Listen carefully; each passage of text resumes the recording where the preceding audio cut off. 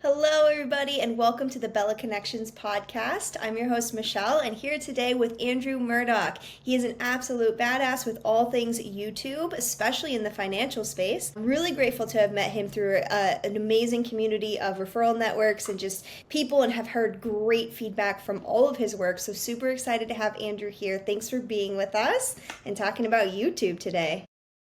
Thanks for having me, Michelle. You can't shut me up when it comes to talking about using YouTube for business, especially when it comes to using YouTube to grow a financial professional's brand, their reach, their credibility, their authoritativeness, all of those wonderful things. I'm an absolute geek and I love YouTube, so happy to dive in. Yeah, I'm stoked about this because especially the financial space where you specialize in. I mean, I know you know YouTube like in and out for a lot of niches and you've worked with a lot of them, but you've really honed in on financial where there's so much red tape and so many things you need to be careful and aware of. So I'm going to have so many questions I can't wait to ask you. But first, let's get started with like, where did you go down? Like, how did you start this journey? How did you become such a YouTube fanatic and expert nerd? And which, by the way, I love anybody who nerds out on their expertise. This is my favorite way of learning. So tell us about your journey. How did you get started and decide this is your path? Yeah, absolutely. Maybe your viewer, your listener, I'm talking to you listening or watching this episode right now, maybe you know what I mean when I use the term dark night of the soul. Some people refer to it as the rock bottom. And my rock bottom was the end of 2018, towards the end of 2018, October, November, December. I found myself at my worst in my worst possible circumstances throughout my life. And it's funny because when you're at rock bottom, you don't necessarily know you're at rock. You know things are probably not great, right? But you need perspective. It wasn't until maybe a year or 2 years after that when I looked back and realized that really was my rock bottom. Things were really bad. So I had to end a toxic relationship. I was in a really, really terrible, awful marriage that I had to escape from. And I'm using that word intentionally. It was absolutely an escape. And when I walked away from that relationship, I unfortunately left with not only my debt, but all of her debt as well. So found myself, I had $600 to my name, and I ended up giving that $600 to a friend of a friend who had a spare bedroom, but didn't have a bed. And I needed somewhere to stay. And I was living in Vancouver, Canada at the time. Obviously, I had plenty of friends and loved ones that were willing to take me in, but they weren't able to take me in because it's just such an expensive part of the world. A lot of people don't have really a lot of extra space. Like no one has like an extra bedroom just kind of hanging out doing nothing, right? So, but a friend of a friend had a spare bedroom, no bed. And I was like, hey, it's good. We're good. I'm going to go to my storage unit. I'm going to get my air mattress. And so I slept on an air mattress in that apartment for 6 weeks. And that was my rock bottom. I was staring at the ceiling one evening, completely convinced I was the world's biggest loser. And no one could have convinced me otherwise. I had no prospects, nothing to be proud of, just a lot of shame, a lot of guilt, and just convinced I was the world's biggest loser. And two things helped me completely turn my entire life around. And neither one of them, I wasn't like seeking them out. They kind of sought me out. And one of those things was actually just getting addicted to YouTube content. A lot of people refer to YouTube. It's the number one video platform in the world, the number one streaming platform in the world, the number one podcast platform in the world, and the number 2 search engine. It's actually the number 2 website in the world. And a lot of people talk about it as being free university, or I like to think of it as the world's content resource library. And you listening or watching this episode right now, just think to yourself, how many times have you found yourself in a situation where you didn't really understand a concept or you had a specific problem, and you can't exactly go to Google and type this in because there's so much nuance to whatever situation you're stuck in, so you go to YouTube. And even if you did go to Google, chances are the top search results would have been YouTube videos anyways. And if you go to ChatGPT or Claude, quite what we're seeing these days is, sure, it'll give you the answer, then it'll give you the YouTube video that if you want to go deeper on the topic. Like it just makes me laugh every single time I got to talk about this because it's by all accounts, it's the leading domino. It's the central source of content. It's the content resource library for the planet.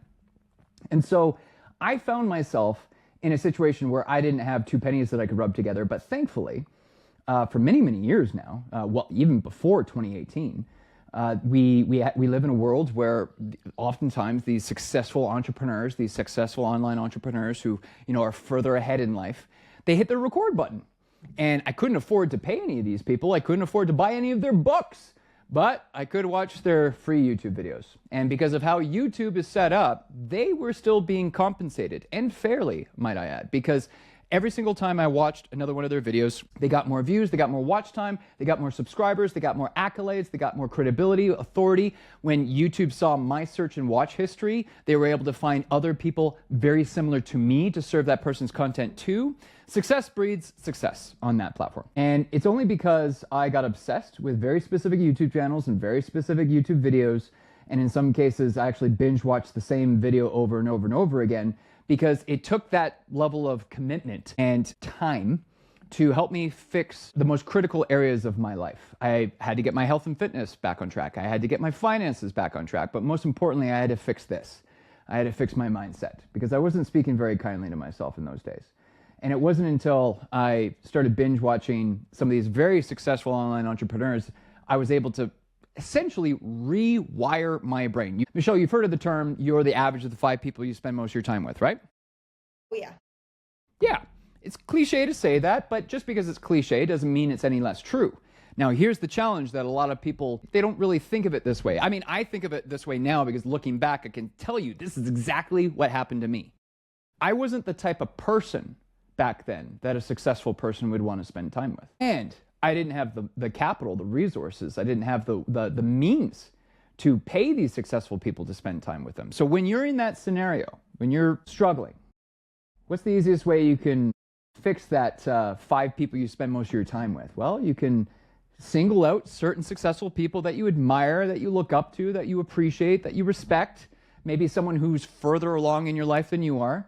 You just start binge watching their content, and slowly but surely you will start to fix the way you think about things. You will rethink your thinking.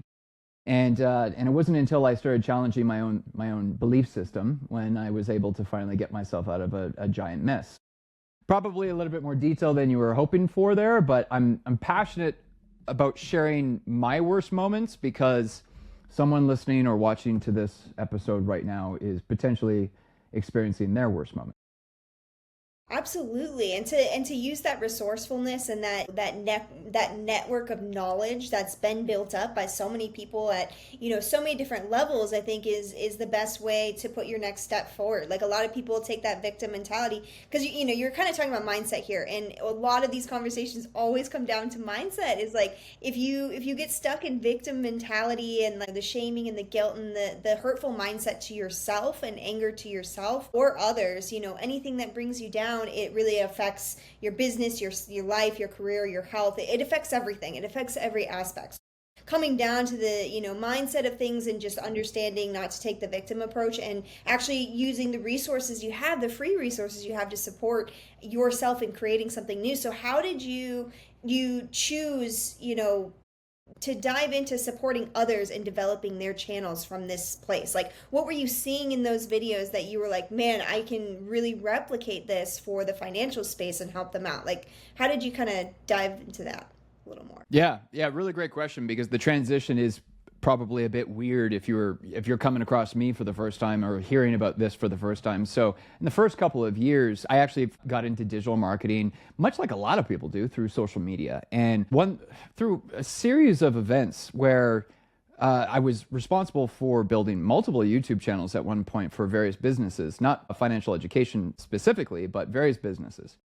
And the writing was on the wall even way back in 2019, 2020, especially 2020, geez, but even 2019, that I'm not intentionally trying to piss off social media people here, but oh man, I've seen the data, and it's just, there's no competition there. Like, a lot of people lump YouTube into social media, and I mean, for a novice to say that, sure, whatever, I'll let it slide, but YouTube is anything but social media. People, like, there's this new term now, or not so new anymore, this new term people are using called doom scrolling, where people go onto social media and they just start scrolling aimlessly because they're essentially a zombie in that mental state. They're not seeking out advice. They're not looking for answers or solutions to their problems.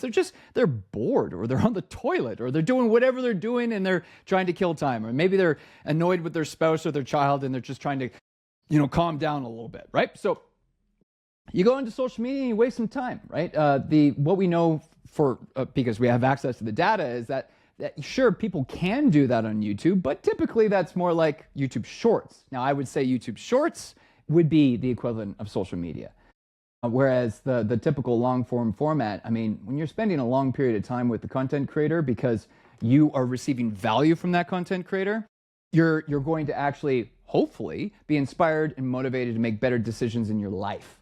So and I could go on and on and on. There's so many things I could, but just so that we don't spend the entire conversation on this one topic, I'll wrap it up by saying, when I started pursuing YouTube strategy as my specialty, as my career, I did think back to those dark moments in my life, and I'm not the first person to point this out.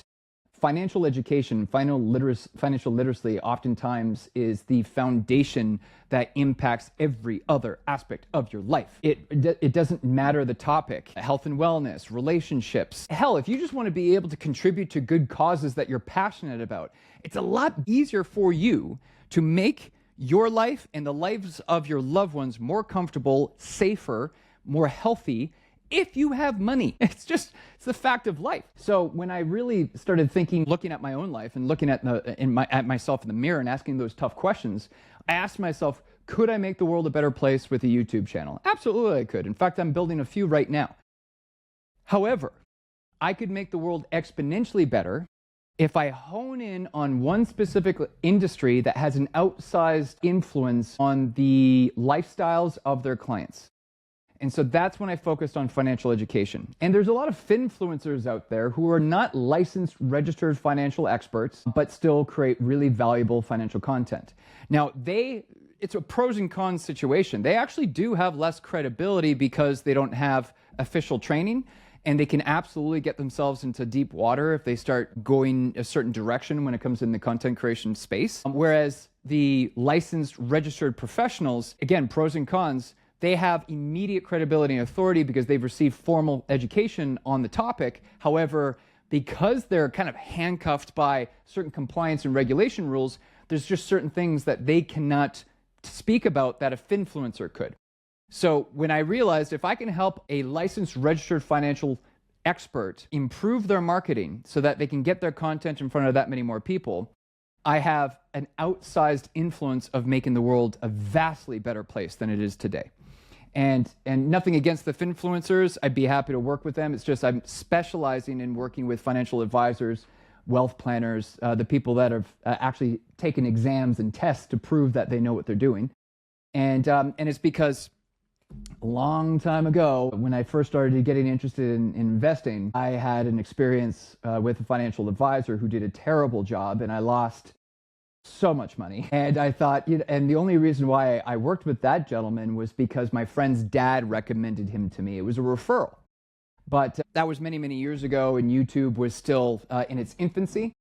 In this day and age, if you're going to make a life-changing decision, such as picking your next financial advisor or your first financial advisor, wouldn't it be easier and better and just easier in every possible way if you could evaluate multiple financial advisors within a week or a month or what have you, just consuming their content, and you'll know in your gut which one you resonate most with. I know referrals happens to be the #1 traffic source for financial advisors. Well, I received a referral and it went really badly for me. And it took me years to recover from that decision. And I became really jaded after that, actually. I'm like, man, I wish I never got that referral from my friend's dad, because that really burnt me. Now, I actually am grateful that I had to go through that terrible experience, because it was only because I lost all that money with a professional that I actually got interested in financial education. And I'm one of those people that started buying the Robert Kiyosaki books. I got the Purple Library at home, and I just became a money geek. And so I was able to, now at this, later stage in life, I was able to combine two passions of financial education and my passion around the life-changing capabilities of YouTube content. I was able to smash those two suckers together and create an offer that I think is second to none for financial advisors. I love that. I love that. You know, the powerful story that you have in your background, but also that you're able to support, other people not falling into that same situation where they choose the wrong financial advisor. I've seen horror and heard horror stories as well, and I'm sure so many have because it's such a delicate subject. And especially in this world where influencers who aren't always as qualified or, follow a certain, it's very messy, so confusing, and it's hard to know who to trust. I think that's the biggest is like we're in a market now where trust and authenticity matter above everything else. So I mean I'm curious in terms of working with these, financial advisors and financial professionals, what is your advice to them to, get started in sharing their expertise without, hitting the red tape, the lines that they can't cross? Like there's a lot you have to worry about in this space. Like, how do you Yeah, advise people? that's a really great question, and that's another question I could spend the entire hour talking about. But That's why people pay you to work with them. let's well, okay, it's funny that you should say that, because if I could teach everything that is required for success in this one podcast episode, well, then YouTube wouldn't actually be as valuable as it is. If it was super easy, then everyone would have success, and then it wouldn't just be this, like, it wouldn't be this magical and special thing that it is today. By the way, there are dozens and dozens of successful case studies of financial advisors using YouTube. However, many financial advisors treat YouTube as if it's not even an option, and they've convinced themselves that it can't be an option because of A, B, C, or X, Y, Z. But let me back up and actually answer your question, and then I can maybe dive into that a little bit some more. But obsessing over your viewer avatar is if I had to boil all the complexity and all the nuance and all the variables and factors into just one thing, that's it.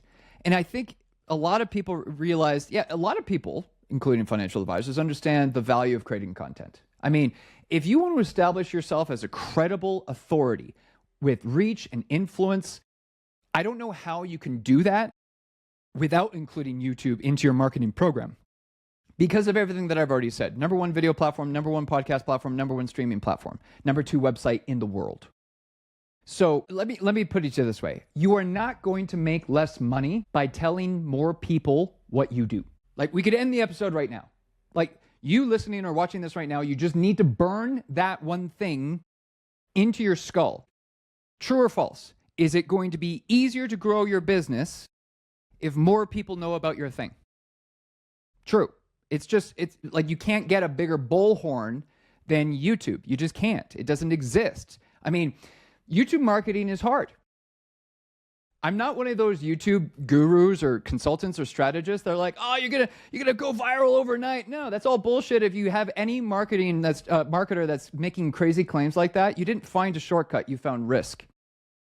I'm a very experienced YouTube marketer. My team has created and posted over 1,700 videos for our clients' channels over the last over 3.5 years. You do not get that many reps in without learning a thing or two.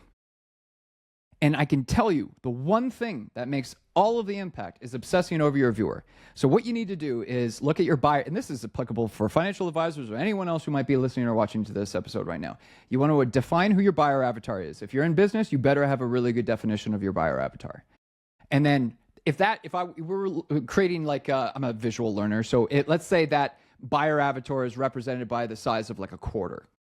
You got to take that definition, and you can use AI to do this to help you out. But you want to take that definition and blow it up and expand it out to maybe something the size of a basketball compared to the quarter. And that becomes your viewer avatar definition. And then that viewer avatar definition that you can create through the help of any of your favorite AI or LLM tools, that's now your North Star. You do not make a video unless there's a direct link of adding value to your viewer. But nothing else happens before that. And the amount of people that I've worked with over the years that have come to me looking for help, the amount of people who have a YouTube channel, and in some cases they actually have a successful YouTube channel. And then one of the first things I'm going to say to them on the consultation call is, okay, talk to me about your viewer. Let me see your viewer avatar description. And, they might memorize and spell off, 2 or 3 sentences or 4 sentences, and then they're done. And I'm like, That's it. You're going to boil down the complexity of all the hopes and desires and dreams and fears and anxieties and frustrations and challenges and obstacles. You're going to boil all that down into 2 or 3 sentences. Well, you would be a lot further along right now if you just had a better idea of who it is you're making content for. You got to have a target to shoot for. Without that target, it's the old like Alice in Wonderland where the cat's asking Alice, like, where are you going? She's like, I don't know. And she's like, well, and then the cat says, well, any road will get you there. But that's the most concise way I can answer your question there, Michelle, because it really does. A lot of people think they can just skip that part. Spoiler alert, you can't skip that part.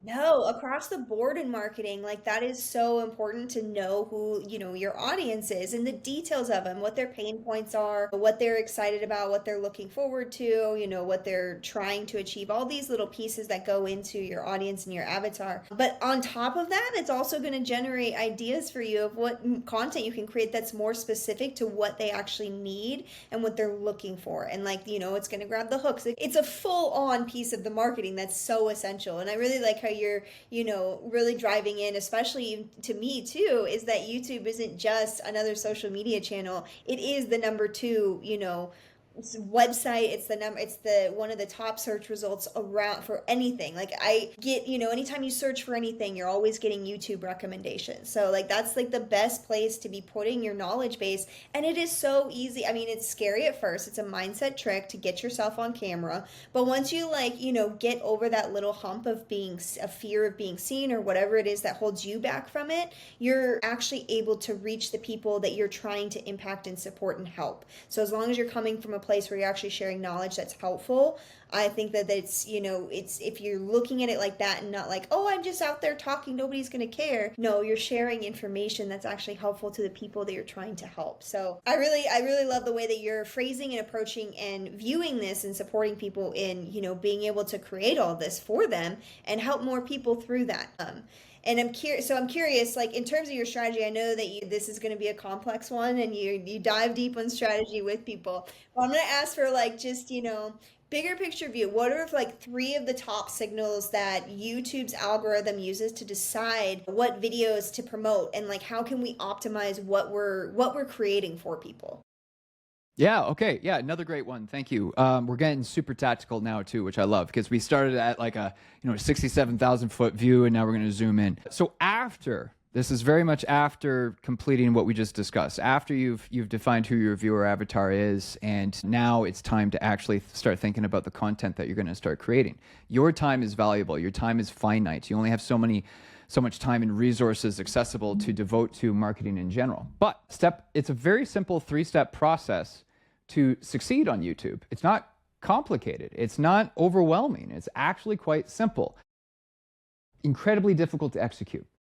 And that's why my company exists. If it wasn't incredibly difficult to execute, then there would be no need for me to have launched my company over 3.5 years ago. So step 1 is get the viewer. Step 2 is keep the viewer. And step 3 is get the viewer back. I call that the viewer's journey. And the viewer's journey, it's a framework that I came up with because if there's anything I'm exceptionally strong at, it's about breaking down a lot of moving pieces into really simple and easy to work with frameworks. And it's because I pay very close attention to, I love that you use the word signals, because there's all kinds of engagement signals in YouTube.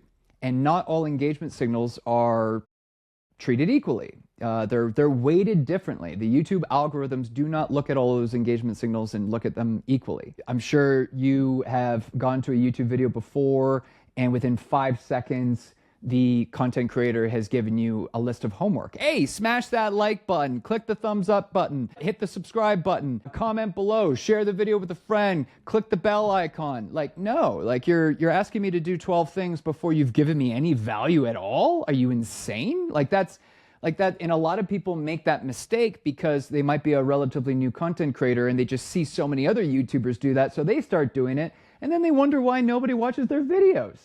So there's just a lot of bad advice out there, okay? And so step 1 is get the viewer.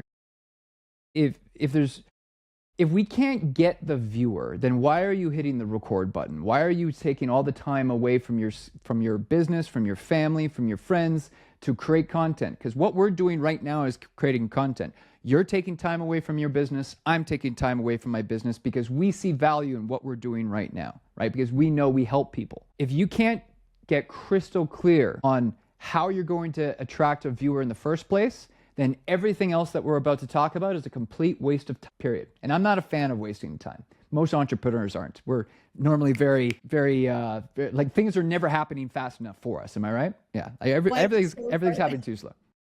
Well, everything's too slow. And I get so frustrated when I hear all those like this, follow this, like what you're saying. I'm laughing and dying inside because I'm just like scrolling past because it's so frustrating. So yeah, saving time is very important. Yeah. So step one, get the viewer. Now, for people that are still listening, they're like, Andrew, get to the point, man. So step one is get the viewer, and I call them the 4 T's, which is topic, title, thumbnail, timing. Topic is first because it's the critical, most important thing. If you pick a boring topic that nobody cares about, you could literally have the world's best thumbnail and title. And I don't give 2 shits. No one's going to click and watch that video because you just picked a bad subject, a boring idea. Rule number 1, don't be boring. So assuming you can check that off first, and there's a whole list of things that we could do, but we don't have time to get into that. I'm sorry. If I could teach you everything about YouTube in an hour, life would be a much different thing. I can tell you that much. So number 1 is topic. Once you've nailed the topic that you're very optimistic about, very bullish about that, your viewer avatar is going to love this video topic. Then you can think about making titles. You want the title to be really highly relevant. You want it to be concise, ideally less than 60 characters. And then when you have that title locked in, then you can make a thumbnail. Now, let's be honest, the thumbnail is probably 70% of the click because it takes up more real estate than the title does. So regardless of the device that your user is using, the thumbnail takes up the most amount of real estate. Ideally, the way this normally works out is the thumbnail almost always grabs attention first. Then if the user decides in that micro moment that they like the thumbnail, they'll then read the title. In the next micro moment, they'll decide if the title is good enough or not. And then in the third micro moment, they're going to see the time code in the bottom right corner, and they're going to ask themselves, do I have 12 and a half minutes right now to watch this video? And if the third mini commitment is also a check mark, yes, then congratulations, you just got yourself a viewer. You can see there's a lot that goes in, and we didn't even get to timing. I'm a big fan of committing to at least 1 video a week, every single week, forever. I like a video every 6 days because then you're guaranteed to hit a different day of the week every single week. And that's important because if you're only uploading videos on Tuesdays, then YouTube's going to tell you the best day to upload is Tuesdays. That's ridiculous. It's just a data in, data out situation. If you're at least testing for a long period of time, like 3 months or 6 months, uploading videos every 6 days, then you can actually look at the data and determine, Saturdays are actually our best day to upload. And then if you decide you could only upload your videos on Saturday, so be it. But 1 video a week is best practices for a bunch of reasons. AI reasons. Again, YouTube is a data in, data out platform, which means they will, YouTube as a platform, the algorithms, the AI, will have a much easier time serving your content to the perfect viewer at the perfect time if it receives data. I like to think of YouTube as the data-hungry velociraptor. It is insanely good at what it does, but you have to feed it. If you don't feed it, if you neglect it, it's going to have a lot harder serving your content to the perfect viewer at the perfect time. So that's the AI reason, but then there's also a human behavioral reason, right? People need reasons to come back and consume your content on a regular basis. How are they supposed to do that if you're not continually uploading fresh and relevant content on a regular basis? So there you go. So step 1, get the viewer. Now I'll jump over to the next one real quick. Hopefully that one is pretty clear that we got to make content that people actually care about. Make content that people, what a novel idea. Let's make a video that someone actually wants to watch. And I think that's where actually a lot of financial advisors go wrong because they're like, I would watch this. No, you're not making sure you own the YouTube content. You own the YouTube channel. You own the video. The channel is not about you. I have a large client. They have over 6 billion AUM. Just signed them just a couple of months ago. And one of the first questions the client asked me was, "Oh, Andrew, this is a brand new YouTube channel. Aren't we going to post a trailer type video that explains who we are and why we're launching this YouTube channel?" And I said, "Absolutely not. It's a great question, but we're not doing it." And I said exactly that. You own this channel. This channel belongs to you. It's a business asset because it creates an evergreen audience with evergreen content, and it will continue to work for you forever as long as you keep nurturing it, right? However, as soon as your viewer goes to your YouTube channel or your video, if they smell that this is just a giant ad, this is just you puffing out your chest saying, "Look at me, I'm amazing," I don't want to work with you. That's the definition of my nightmare client. I will never work with clients like that. I've worked with clients like that in the past, and thankfully I'm at a point now where I don't have to work with those people anymore. And that's just another critical foundational component that I could have thrown at us at the last big question that you asked me there. So, step one, get the viewer. Step two is keep the viewer. That's divided into two halves of the same coin. That's content quality, everything coming out of my mouth, everything that I'm educating you, the viewer, the listener, about how you can use YouTube to grow your business. This is content quality. And I'm very, very experienced in this realm, so I don't need to prepare. I can riff, I can talk, and I can add massive value to you, the viewer, the listener, because I've got the reps in. And then the other half is the production quality. Now, I'm actually a digital nomad. I'm in Costa Rica right now. I'm not actually set up for content creation right now. I don't like that there's a wall directly behind me, but this is my current environment and the best I can do. If you're creating content at your working desk, and I suspect in most cases, especially for financial advisors, their working location is also their content creation area.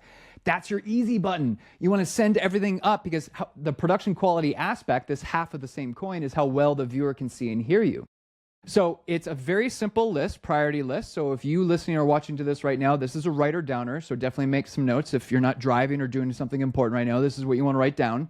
Number one, the most important thing is audio. There's a reason why I always use really great microphones, because audio is absolutely the most critical, most important aspect. A viewer will forgive less than perfect video. A viewer will never forgive less than perfect audio, especially when it's education or entertainment, actually, for that matter. So number one is audio. I don't care if your budget is $10 or $10,000. You want to devote the majority of your budget to the audio component. Number two is actually lighting. It's not camera, because most cameras, in fact, my smartphone is really old at this point, but most smartphone, the smartphone in your pocket right now, the camera on that smartphone, I guarantee you, people would kill 10 years ago to have a camera that good. If you're just well lit, that camera on your phone is more than well enough. One of the biggest mistakes that I see people make is they'll have a window behind them.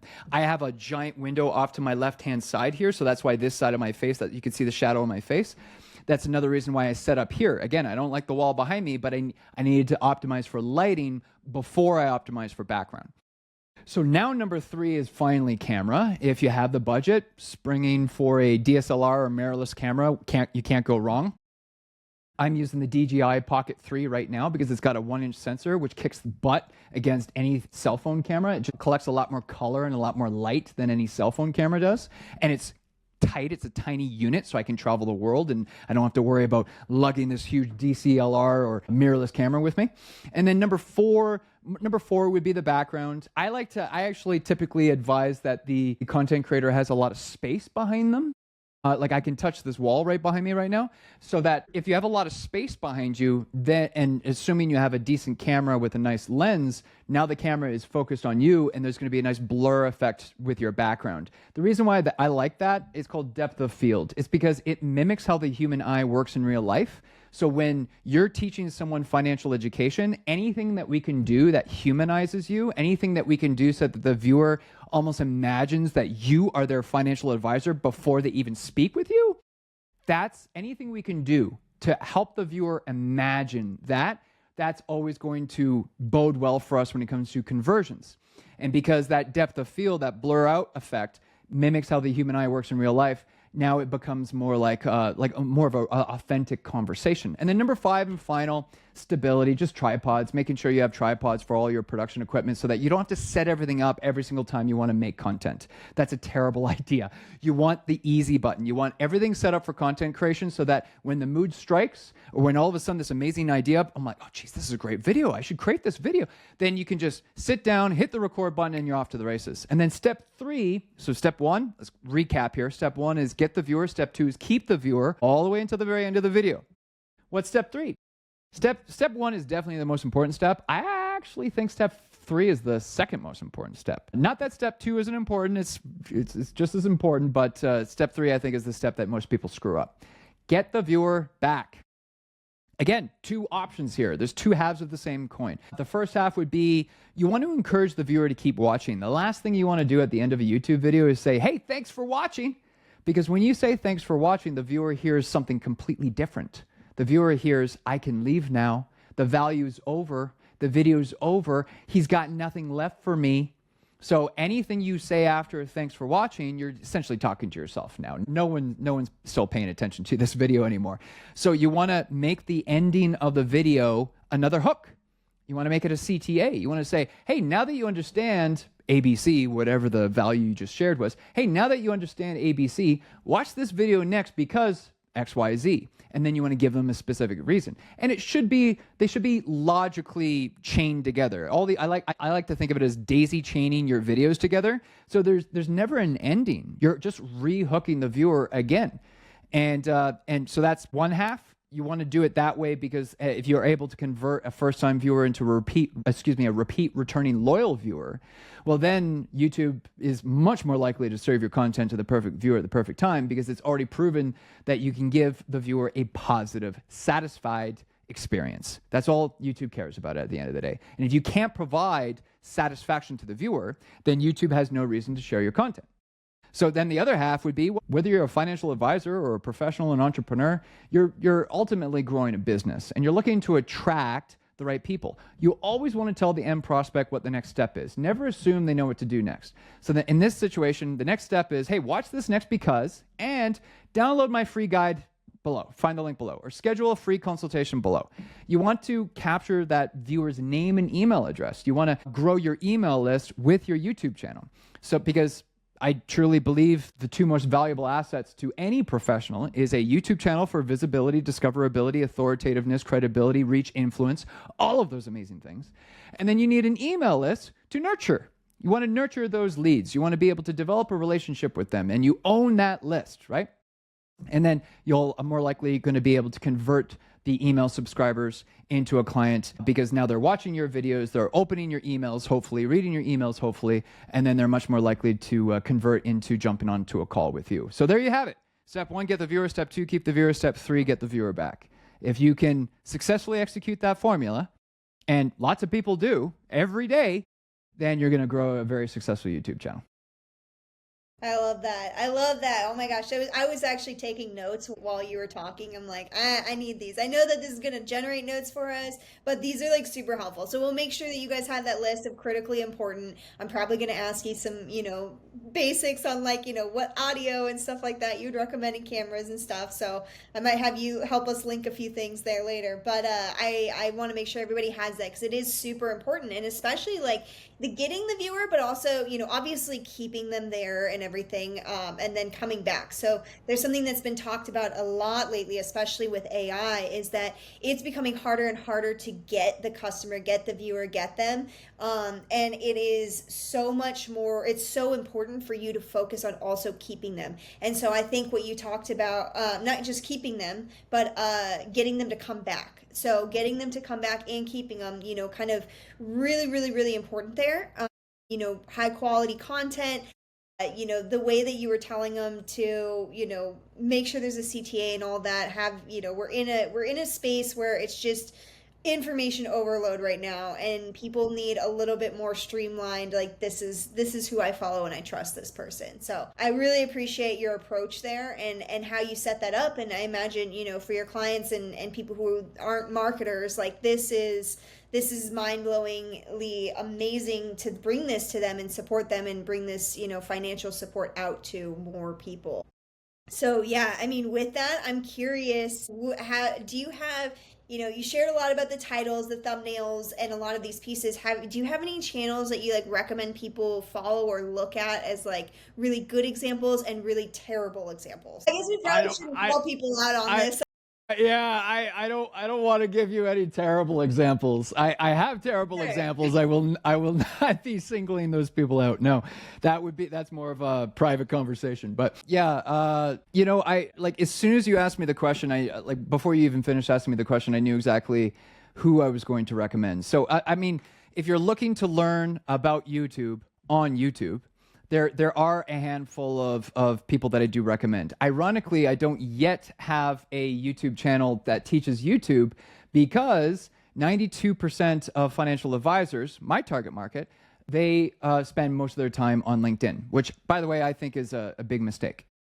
So I actually do prioritize LinkedIn, and I will be launching a brand new YouTube channel in the not too distant future that's specifically designed for financial advisors. So if you're a financial advisor, keep an eye out for that because it's definitely going to blow you away. But until that day comes, there are some YouTube geniuses out there that certainly speak to more of a generic audience. So they're not going to have specific examples. They're not going to be knowledgeable or educated on compliance or regulation. They're not going to understand the nuances of financial services like I do, but they're still brilliant. And these are the people that I learn from. These are the giants that I'm standing on their shoulders. Much like what I was saying back towards the beginning, and shared a little bit about my intro, my beginning, what's the word I'm looking for? My origin story. Yeah, my origin story. I was binge watching these guys' videos back in those days, and they're titans. They're I will forever sing their praises. So number one, I would say here is Derral Eves. He's the author of the book called The YouTube Formula. I've read the book twice. It's fantastic. He's also the founder of Vid Summit, the annual event that he co-owns with Mr. Beast, Jimmy Donaldson, Mr. Beast, and Sean Duras. I'm actually going to be attending again this year in Dallas in October. I think it's my 4th year in a row attending it. It's absolutely the event of the year. No other video marketing event can come close, and I feel like I've got my reps in to say that. So Derral Eves is amazing. He's got these incredible live streams where he's having a very in-depth conversation with one of his students, and they're amazing case studies. So checking out Derral's YouTube channel is a total no-brainer, and getting his book. I highly recommend getting his book. But if you're a financial advisor, I recommend you getting my book, Mastering YouTube Marketing for Financial Services, and I'll make sure Michelle gets the link for the PDF. It's a free book, totally free, by the way. So Derral Eves, number one, but then really quickly in rapid fire kind of succession here, in no particular order. Nick Nimmin, his brother Dean Nimmin, Daniel Patel, Sean Cannell, Pat Flynn, Ed Lawrence. There's so many incredible how could I forget Roberto Blake? Roberto Blake was one of the original YouTube experts that I started following way back in the day, and then I got to meet him in person at Vid Summit once. We're both Star Wars geeks, and we got to geek out together a little bit. So many brilliant minds, and honestly, if you're looking for more influence, just go to Vid Summit, and you're going to see some incredible people speak on stage. Absolutely. That sounds like a great space to be in too, and like a great place to be connecting with people and learning more about video marketing. Especially it's an important skill to have, especially in today's world. And I love that you're able to go to those 4 people. So there's a lot of people out there, especially financial advisors, do not want to be, I'm sorry, but they probably do not want to be at some marketing summit. So it brings a lot of value to, I think, that your audience and your people, and the fact that you're constantly the growth mindset. That mindset is a huge aspect I want to just kind of drive in there. And learning from these people is a huge part of that as well. So I appreciate you sharing that list with us. I'm curious, in terms of what you're looking at a channel and you're diagnosing an audit. I can show you 2 channels that are really not in great shape right now. And I don't mind because they're mine, and I don't care if people make fun of me. I would rather see you live diagnosing. I promise I won't take forever, but just looking 5 minutes, take a look at these, and what would you immediately say, red flags, and let's do it. You want to? Let's do it. Let's do it. Share your screen. I want to see this. Okay, let's roll with it. Okay. Thank you so much for this. I am excited. Sharing my screen. Now, this is the first time that I have done this on here, so hopefully I get it correctly. No worries. Can you see my screen now? Not right now, but there might be a delay. I'm wondering if there's just a delay. Let's see if I need to do it one more. Let's try this. All right. Tell me if you can see it now. No, I can't see it. I don't know why it's not working. Hold on, let me try sharing my screen. I think it might have. Oh, did it? All right. We'll try Are you sharing? Are you sharing a tab or the whole screen? I think I just did a tab. this time. Maybe try the whole screen. I don't know if there's a glitch with. Yeah, that's weird. Let's see. All right. Because I see tab, window, or entire screen. At least when I click on the share button, those are the options it gives me. All right, we're going to do whole screen here. I don't know what's going on, man. Well, that's too bad.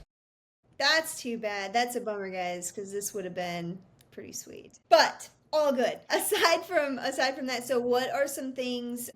Oh wait, it's saying I can do it now. It's all right. It's all right. If aside from that, we tried. Effort's what matters, right? All right. Well, so when you're looking at those channels, and I know you've mentioned before, like obviously there's those three aspects that you are specifically looking at. What for keeping viewers, for attracting viewers, keeping viewers, and retaining viewers. What would you say, like when you're first looking at a channel, and you kind of mentioned this before, is how the shorts are part of like more social media versus the long form. Like what do you think people should really be optimizing within their like initial YouTube view channel? Well, and let's talk about shorts, because you mentioned it, and it seems to be a very hot topic over the last couple of years. I mean, it's obvious why YouTube decided to roll out shorts. No one is shocked or complaining about that whatsoever. No, but I've looked at the data, and I have yet to come across a single example of a short form viewer converting into a long form viewer. It just doesn't happen. Even Alex Hormozi talks about this in his own content. A short form viewer typically remains a short form viewer. A long form viewer typically remains a long form viewer. What's interesting to note, though, is across any case study that I've analyzed, and there's dozens and dozens of them, it's the long form viewers that are far more valuable and that tend to convert into opt-ins and buying your book or signing up for your offer or your lead magnet. Again, I feel bad for all of the short form content creators out there, because there's a lot of people that have gone fully committed to short form content, and I have strong opinions about this. I do feel like it's short-sighted. For instance, and I can share a few things about this just to make sure we get the point across. This thing right here called a smartphone hasn't been disrupted in 20 years. Do you think it really has another 20 years ahead of itself? Absolutely not. It will be disrupted by something, and lots of experts and futurists are predicting that it's going to be the smart glasses. Now, why do you think short-form vertical video even exists? It only exists because of the devices that we're all glued to 24/7. As soon as this device is disrupted, what do you think is going to happen to vertical short-form content? I think it's going way of the dinosaur, personally. Then there's the human behavior, human psychological aspect of it. Joe Polish, founder of Genius Network, he likes to say that marketing is essentially applied psychology. I truly believe in another life I was probably a psychologist, because as a marketer, I'm required to study and have just a deep, deep understanding of human behavior, human psychology, when people are interacting with my clients' content. So where am I getting at? Well, there's this thing, you can Google it, you can search it for it on AI. There's this thing called the mere exposure effect. And that's just one example. There's probably a dozen more. The mere exposure effect is essentially the definition that the more time you have in front of a prospect, a viewer, what have you, the more trust that you will cultivate in that end prospect. So how many shorts would someone have to consume in order to trust you? I don't know, 800, 8,000? How many 10-minute long YouTube videos would someone need to consume before they trust you? A lot less, okay? This is just facts. I hate to be throwing shade at people, because a lot of people are very pro short form content, but the data shows us, YouTube will pay you for views if you're part of the YouTube Partner Payment Program, or YouTube Partner Program. And a lot of people have noticed that they pay probably 10 times more for long form viewers than they do short form viewers. Why? Because short form viewers are just not as valuable. They're just not. Think about the mental state. We talked about this earlier, doom scrolling. Think about the mental state someone's in when they're binge watching multiple short form videos. Even if the viewer does get to watch your short form content, your YouTube short, even if they hit the subscribe button while they're watching your short, as soon as they swipe, I guarantee you, the next short that is being presented to that viewer is not yours. It's someone else's, maybe even your competitors. Why would you optimize for a platform that has so much going against it? This is why people like to work with professionals and experts like myself, because we're going to help you avoid some of those beginner mistakes that a lot of people waste their time, money, and effort on. It's unfortunate. I don't shoot the messenger, okay? Don't shoot the messenger, but shorts oftentimes, more times than not, are not a good idea. And when I have access to someone's channel, I can actually determine the kinds of viewers that are being attracted from the shorts and the kinds of viewers that are being attracted by the longs. And what we tend to see a lot in the YouTube strategy space is you end up bifurcating your channel. So you have half your viewers are super young, maybe super young, consuming short form content, and the other half are maybe on the older side consuming long form content, but they're your ideal buyers. You are destroying YouTube's ability to recommend your content to your ideal buyers if you flood your traffic with non-ideal buyers. It's a really terrible thing that I've seen happen to far too many people. YouTube Shorts, ads, external traffic, all three of those, you need to treat all three of those with extreme caution, because if you don't know what you're doing with those three, any one of those three things, you could destroy your channel. And unfortunately, I see short form experts, I see ads experts telling people really bad information. And then I suspect there's probably going to be a lot of lawsuits, because when you're charging your client a lot of money and then you end up destroying your client's channel, that's a big problem when that channel is... A lot of businesses use YouTube as their number one primary lead generation source. Like, it needs to be treated with the utmost respect. Let me leave you with this. Why do you think creators are putting their YouTube channels inside of trusts? Because it's happening. Wow. Because there are legal and financial benefits of putting your YouTube channel inside of a trust. All kinds of benefits. When was the last time you heard of someone putting their LinkedIn profile inside of a trust or their Facebook profile inside of a trust? Doesn't happen. Interesting. No, that's fascinating.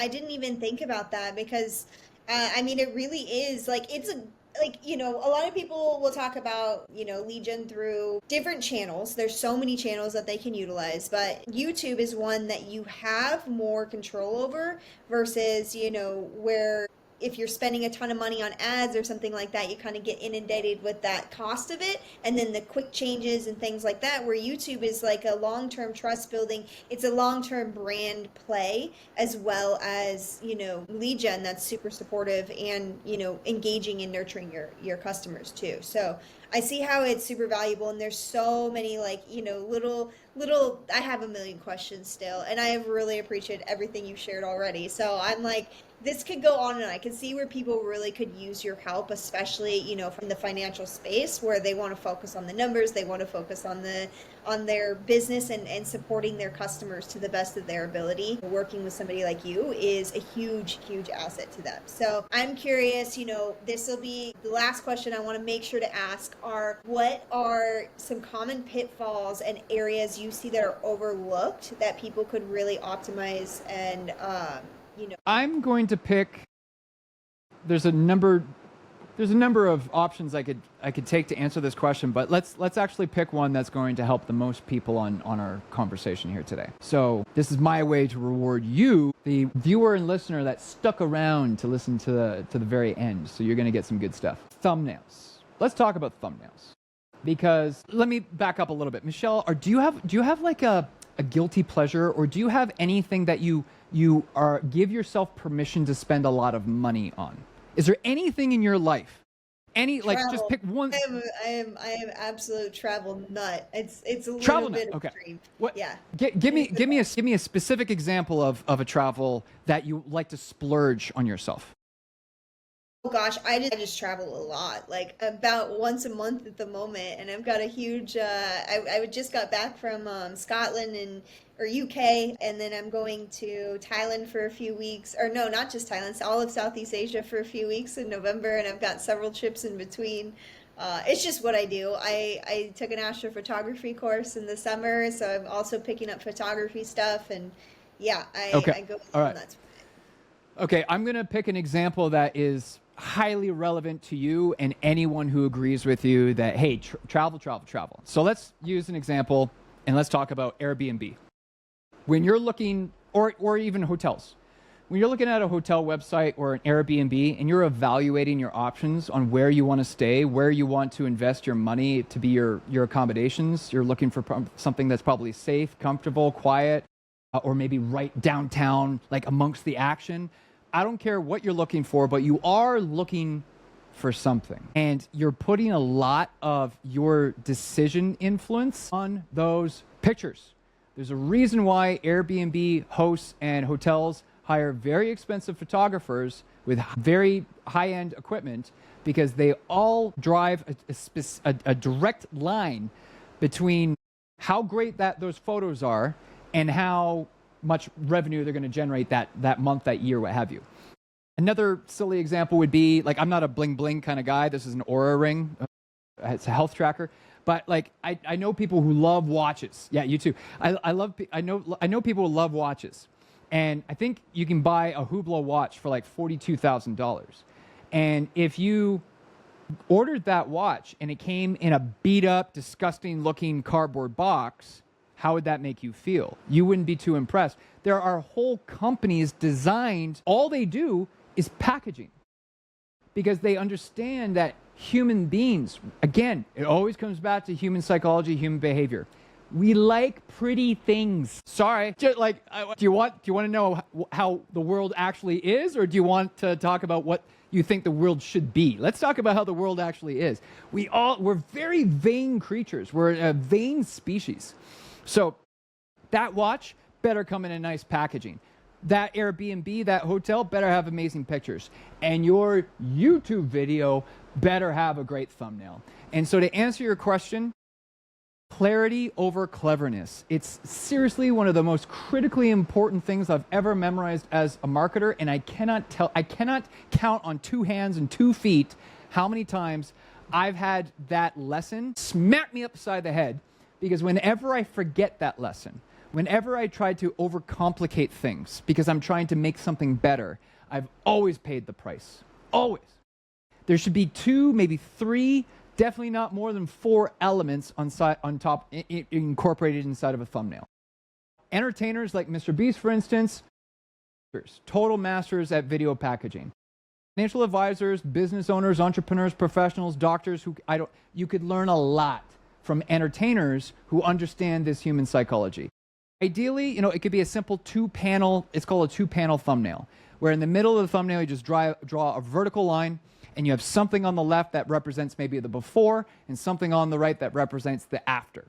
Because that's a simple concept. You don't even need any words in that image to immediately get the point across to the viewer that this video has intrinsic value, it's worth your time, and you're going to learn how to avoid this beginner mistake and jumpstart to being a professional, or whatever the case may be, depending on the video that you're making. In your situation here with this podcast that you're doing, very simple method that you could do is, if you wanted to use both of our headshots on the thumbnail, all you got to do is have your graphic designer, thumbnail artist, superimpose microphones in front of our faces, in front of our mouths. No text, but you've now visually communicated to the viewer that this is an interview style, podcast style content, which is smart because YouTube is the #1 podcast platform in the world, right? So, and then if you do have to put text on a thumbnail, the fewer the words, the better. You do not want someone to be reading a paragraph on your thumbnail. It's bad news bears.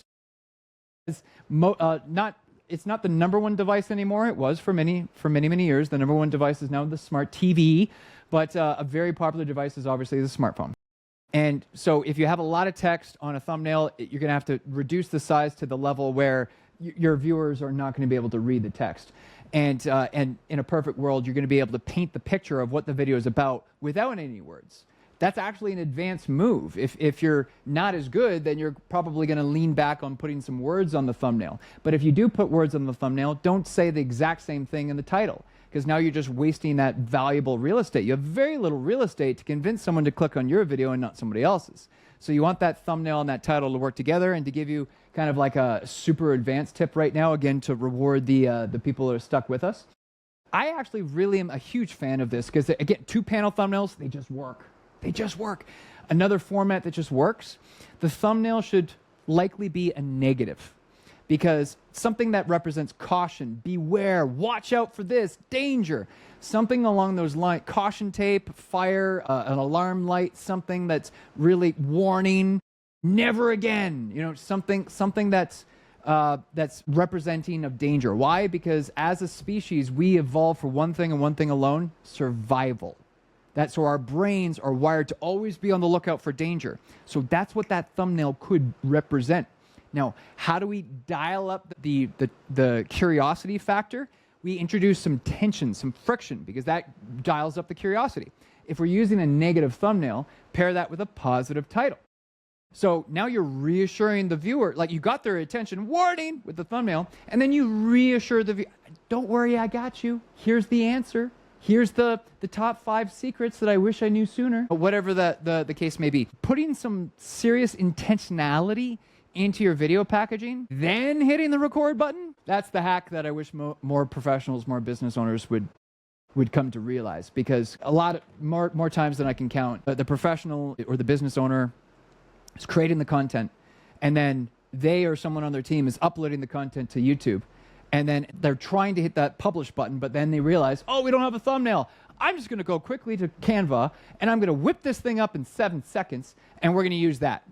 And then they wonder why they only get 12 views and nobody cares. It's huge. It makes such a difference. I'm laughing because like all these are things that we're going through with our team right now to, optimize our own thumbnails. I got one yesterday. I was on a walk and it looked like I was reaching out and petting the guy's beard.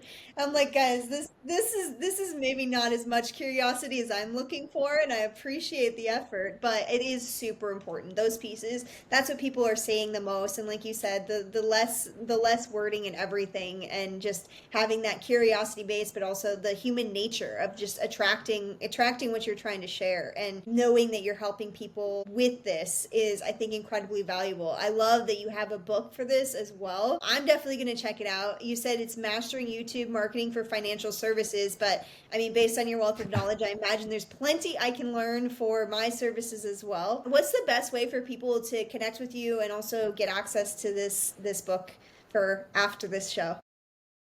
Well, I'll make sure you get the link to access the free PDF. That's not a problem. And then the best way to connect with me is either, through our website at ytera.com, ytera.com. But as far as platform choices, LinkedIn, it would be your best bet. My handle is Mr. Andrew Murdoch, so Mr. Andrew Murdoch. And I'm super active on LinkedIn, very easy to get a hold of there. It's my preference because my favorite platform is obviously YouTube. My second favorite platform is LinkedIn because there's just a lot less shenanigans going on in that platform. Call me crazy, but I have no desire to speak with a picture of a cat, Blazer687. I'd rather communicate with someone who has a proper headshot and their real name. I'm a busy person, much like yourself, and I don't see the reason to connect with anyone outside of that platform. I just don't. That's fair. I mean, there's a lot of craziness going on in all of the platforms right now. So it's like also limiting for your own sanity. I've been deleting them off my phone left and right. But then I download again a day later. So it is what it is. But I'll make sure people are linked to the PDF as well as the YouTube, the ytera.com. I just want to also mention that I believe on there is where I found that you also had a free guide to help people select the right YouTube podcaster, to make sure that they're working with the right person who's actually going to grow their channel. There were some big red flags in there that I found super useful to watch out for when you are hiring and looking for the right YouTube person to work with. So we'll make sure that's linked there as well, and your LinkedIn, so they can connect with Mr. Andrew Murdoch. This has been incredible. I am so grateful for you sharing all this with us today. Thank you so much, Andrew. This has been awesome. You're welcome. This was fun. This has definitely been a good time. I'm excited to learn more from you.